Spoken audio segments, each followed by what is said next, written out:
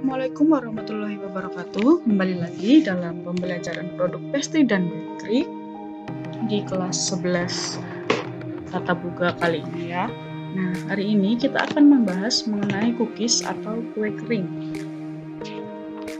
Nah, kue kering atau cemilan yang satu ini itu banyak digemari oleh kalangan baik tua maupun muda. Sering disebut juga dengan kue kering.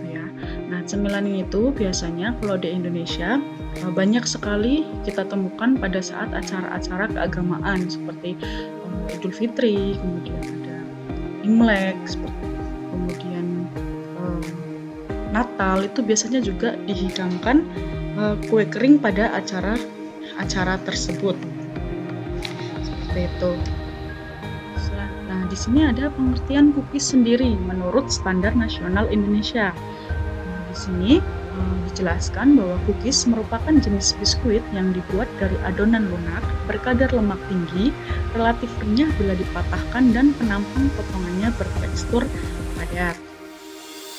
Lanjut, ada mutu cookies yang dikeluarkan oleh Standar Nasional Indonesia. Kenapa sih cookies harus ada standar mutunya? Karena cookies yang dihasilkan itu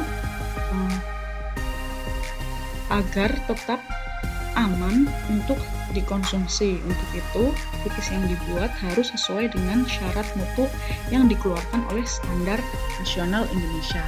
Nah, di sini bisa kalian lihat dalam tabel, di sini ada dari kalori sampai juga dengan warna. Di situ sudah ditetapkan oleh Standar Nasional Indonesia. Misalkan di sini kita lihat ada logam berbahaya itu harus negatif atau tidak ada kandungan logam berbahaya di dalam cookies yang kita buat, seperti itu.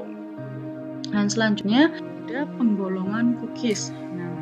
Nah, cookies itu dapat diklasifikasikan menurut konsistensinya, yaitu yang pertama ada drop cookies, kemudian ada bar cookies, kemudian ada mold cookies, ada roll cookies, press cookies, dan refrigerator cookies. Yang pertama ada drop cookies. Drop cookies itu adonan yang sudah jadi itu dibentuk menggunakan sendok di atas loyang dengan bentuk yang tidak perlu beraturan, tetapi diusahakan mempunyai ukuran yang seragam, seperti itu. Kedua ada bar cookies. Nah, jenis cookies ini itu terbuat dari adonan yang lembek yang apabila disebar di atas loyang dapat menyebar dengan rata lalu dibakar. Nah, kita dapat memotongnya menjadi bentuk seperti 4 persegi panjang, persegi 4, segitiga, dan sebagainya. Jadi bar cookies itu terbuat dari adonan yang lembek yang dapat disebar di loyang atau diratakan di loyang, seperti itu. Selanjutnya mold cookies. Mold cookies itu cookies yang terbuat dari adonan yang agak kasar. Bentuknya dapat dibentuk beraneka ragam, baik persegi, bundar, dan sebagainya. Juga dapat menggunakan tangan dan alat tertentu. Nah, ini salah satu alat untuk membentuk cookies ya. Di sini diolesi dengan mentega, kemudian ditaburi dengan sedikit tepung supaya dia mudah dikeluarkan. Selanjutnya ada roll cookies. Cookies ini atau cookies yang dibuat menjadi roll cookies itu dibuat dari adonan yang agak keras yang telah digiling langsung di atas loyang. Jadi ini digiling kemudian dipotong atau dibentuk beraneka ragam sesuai dengan kehendak gitu. Pada saat menggiling adonan untuk roll cookies ini biasanya alasnya itu sedikit ditabur tepung terigu agar tidak lengket atau menghindari lengket. Tapi dalam menaburkan tepung juga tidak boleh terlalu banyak karena akan mengakibatkan cookies menjadi keras, seperti itu. Nah, untuk menghindari cookies yang menjadi keras, bisa juga adonan itu sebelum digiling dimasukkan dulu ke dalam refrigerator sebentar agar mudah saat menggilingnya. Nah, setelah itu baru bisa dibentuk. Refrigerator cookies. Nah, cookies ini biasanya dibuat juga dari adonan yang agak keras, kemudian dibentuk dengan tangan, lalu didinginkan di lemari pendingin. Nah, pada saat mendinginkan atau adonan didinginkan, maka lemak yang terkandung di dalam adonan itu akan mengeras, sehingga memudahkan untuk membentuk adonannya atau membentuk cookiesnya. Nah, setelah itu baru disusun di atas loyang. Dan yang terakhir di sini ada press cookies. Adonan press cookies ini biasanya menggunakan adonan yang lunak. Nah, adonan tersebut kemudian dimasukkan ke dalam sempritan atau alat gitu ya, dan kemudian disemprotkan ke loyang yang dipoles tipis dengan mentega. Nah, loyangnya itu dioles sedikit dengan mentega agar adonannya itu agak lengket pada loyang dan memudahkan kita itu menyemprotkan adonan. Jangan lupa dalam setiap peletakan cookies di atas loyang itu, kalian harus memberikan jarak agar mereka tidak lengket satu sama lain atau menempel antara satu sama lain. Maka harus diberi jarak. Oke, selanjutnya di sini ada bahan pembuatan cookies. Bahan pembuatan cookies itu dibedakan menjadi sebagai berikut. Yang pertama ada bahan pengikat, bahan pelembut, bahan pengembang, dan bahan tambahan. Bahan pengikat ada tepung, air, susu bubuk, putih telur, dan kokoa. Kemudian bahan pelembut ada gula, lemak, minyak, atau shortening. Yang ketiga ada bahan pengembang seperti baking powder. Yang terakhir itu ada bahan tambahan, misalkan macam-macam kacang, rempah-rempah, coklat, pasta atau bubuk, buah-buahan, esen, dan pewarna makanan. Lebih lengkapnya kita lihat di sini bahan-bahan yang sering digunakan dalam pembuatan cookies gitu ya, yang sering kita jumpai dalam pembuatan cookies. Yang pertama ada tepung terigu. Tepung terigu di sini yang digunakan ada tepung terigu protein rendah, atau yang bisa kalian jumpai di pasaran itu ada tepung terigu dengan merek segitiga biru seperti itu. Nah, fungsinya apa tepung terigu itu? Tepung terigu berfungsi sebagai struktur cookies gitu ya, atau salah satu bahan komponen penting yang mempengaruhi pembuatan cookies itu sendiri. Nah, selanjutnya di sini ada gula. Gula di sini fungsinya untuk tekstur dan penampilan dari cookies itu sendiri. Nah, gula dalam pembuatan cookies itu ada bermacam-macam, ada icing sugar atau gula bubuk. Ini biasa digunakan untuk adonan lunak, kemudian ada gula kastor, dan jenis-jenis gula lain seperti madu, brown sugar, sirup jagung itu juga bisa digunakan. Nah, selanjutnya ada lemak atau minyak. Lemak dan minyak yang digunakan dalam adonan cookies itu biasanya butter, margarin, minyak juga kadang bisa digunakan dalam kue kacang ya, kue kering kacang itu biasanya menggunakan minyak. Dan selanjutnya di sini ada telur. Nah, telur itu berpengaruh terhadap tekstur produk yang dihasilkan. Bisa juga telur itu sebagai pelembut tekstur dan daya pengikat itu. Yang keempat ada susu bubuk. Nah, susu bubuk di sini biasanya yang digunakan itu susu skim ya. Susu skim berbentuk padatan atau serbuk itu memiliki aroma yang kuat dan sering digunakan dalam pembuatan cookies. Nah, kemudian garam juga kadang digunakan dalam pembuatan cookies, dan yang terakhir itu bahan pengembang baking powder itu atau living agent gitu ya, bahan pengembang bisa juga disebut living agent. Nah, ini eh, merupakan kelompok senyawa kimia yang akan terurai menghasilkan gas di dalam adonan. Nah, baking powder itu yang biasa digunakan dalam pengembang di cookies. Seperti itu. Selanjutnya ini ada beberapa peralatan yang digunakan di dalam cookies. Yang pertama ada mixer, kemudian dough divider atau alat pembagi adonan, timbangan, rubber spatula, dan lain-lain. Bisa kalian lihat di situ.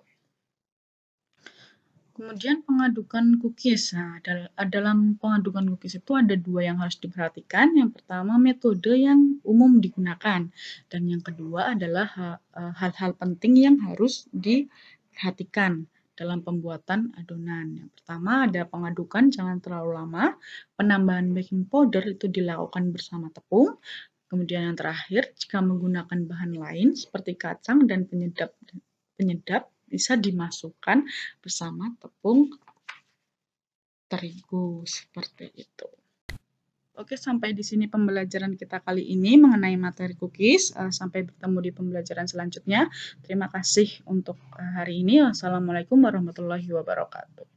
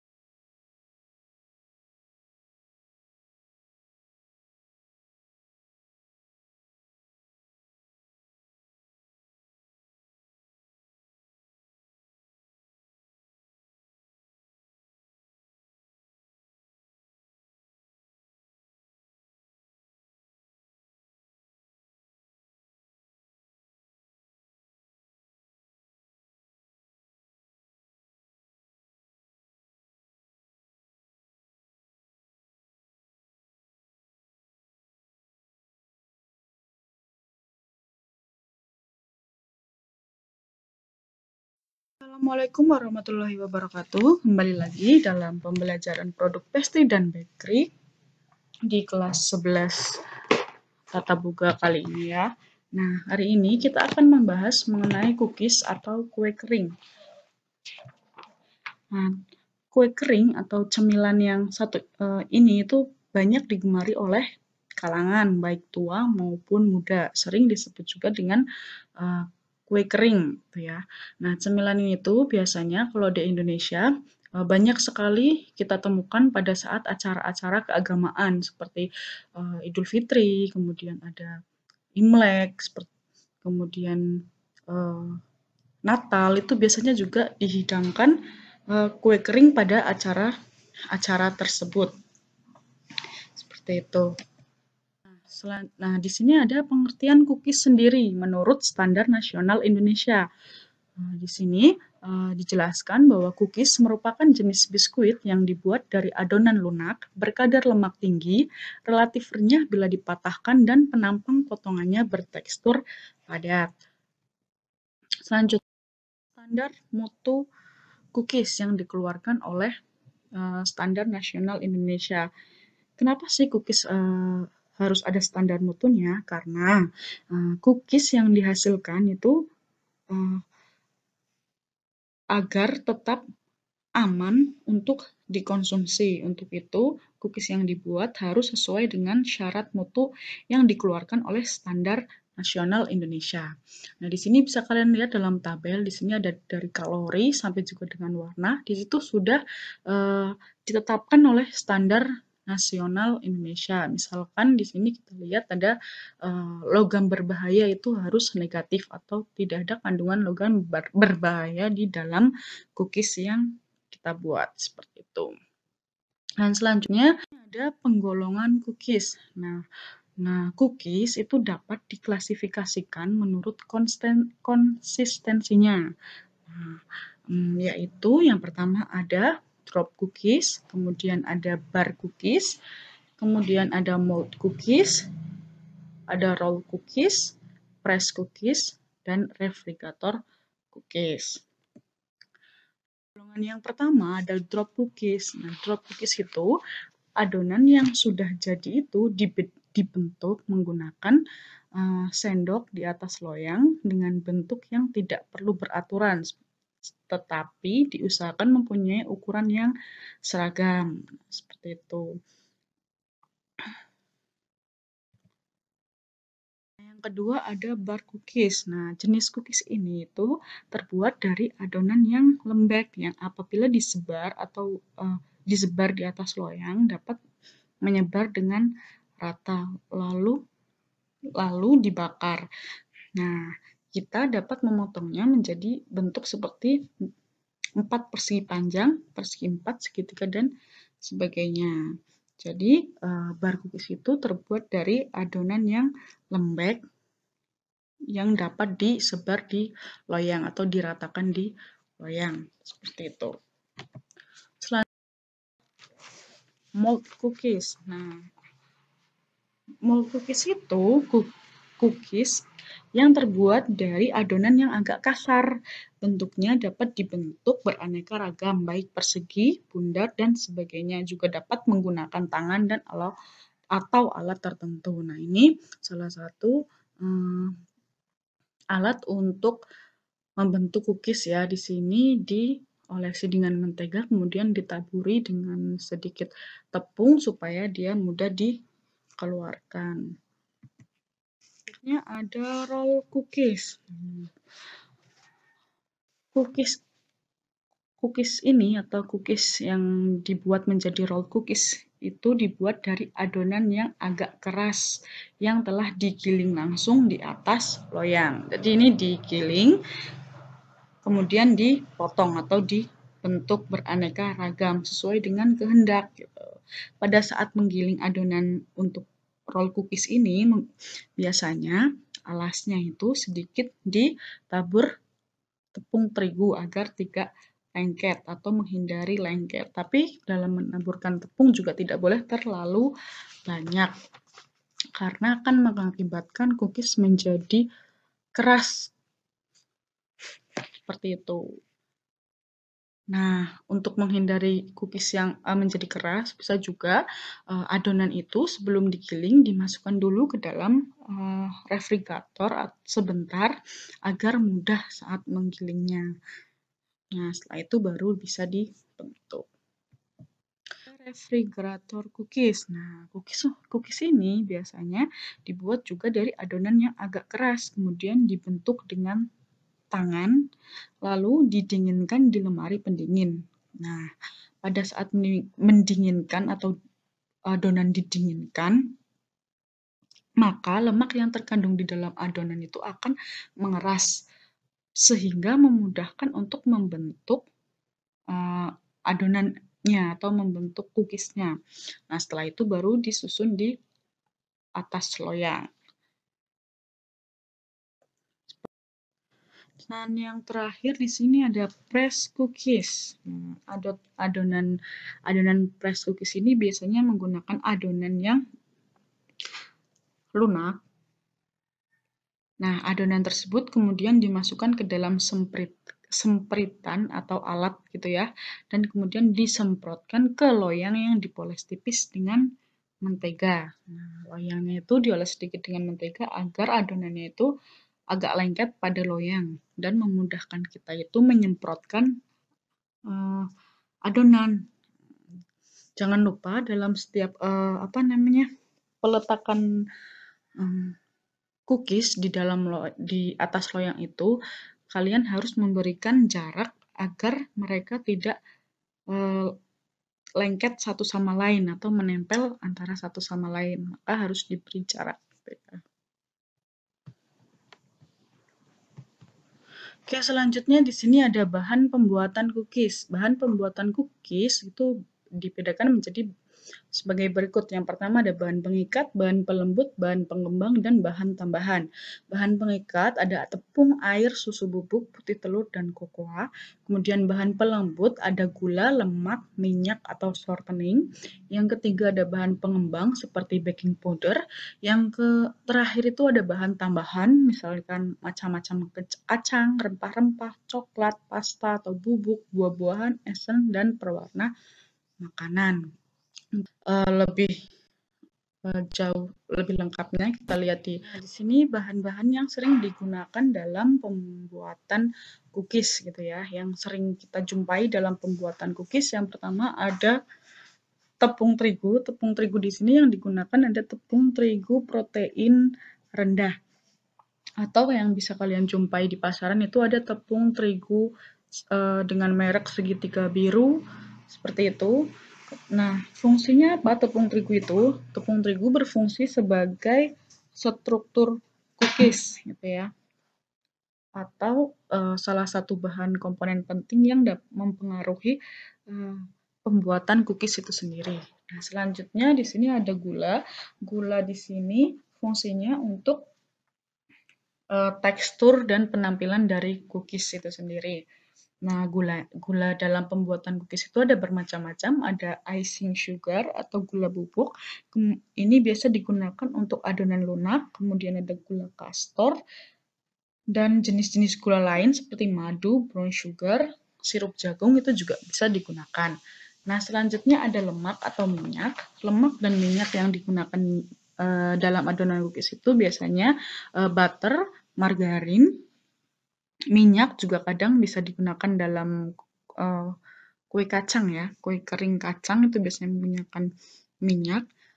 Dan selanjutnya di sini ada telur. Nah, telur itu berpengaruh terhadap tekstur produk yang dihasilkan. Bisa juga telur itu sebagai pelembut tekstur dan daya pengikat itu. Yang keempat ada susu bubuk. Nah, susu bubuk di sini biasanya yang digunakan itu susu skim ya.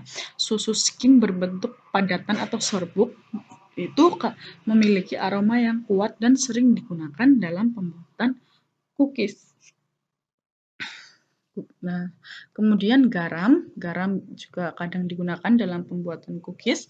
Dan yang terakhir itu bahan pengembang baking powder itu atau living agent gitu ya. Bahan pengembang bisa juga disebut living agent. Nah, ini merupakan kelompok senyawa kimia yang akan terurai menghasilkan gas di dalam adonan. Nah, baking powder itu yang biasa digunakan dalam pengembang di cookies. Seperti itu. Selanjutnya ini ada beberapa peralatan yang digunakan di dalam cookies. Yang pertama ada mixer, kemudian glue divider atau alat pembagi adonan, timbangan, rubber spatula, dan lain-lain. Bisa kalian lihat di situ. Kemudian pengadukan cookies. Nah, dalam pengadukan cookies itu ada dua yang harus diperhatikan. Yang pertama metode yang umum digunakan, dan yang kedua adalah hal-hal penting yang harus diperhatikan dalam pembuatan adonan. Yang pertama ada pengadukan jangan terlalu lama. Penambahan baking powder itu dilakukan bersama tepung. Kemudian yang terakhir, jika menggunakan bahan lain seperti kacang dan penyedap bisa dimasukkan bersama tepung terigu seperti itu. Oke, sampai di sini pembelajaran kita kali ini mengenai materi cookies. Sampai bertemu di pembelajaran selanjutnya. Terima kasih untuk hari ini. Wassalamualaikum warahmatullahi wabarakatuh.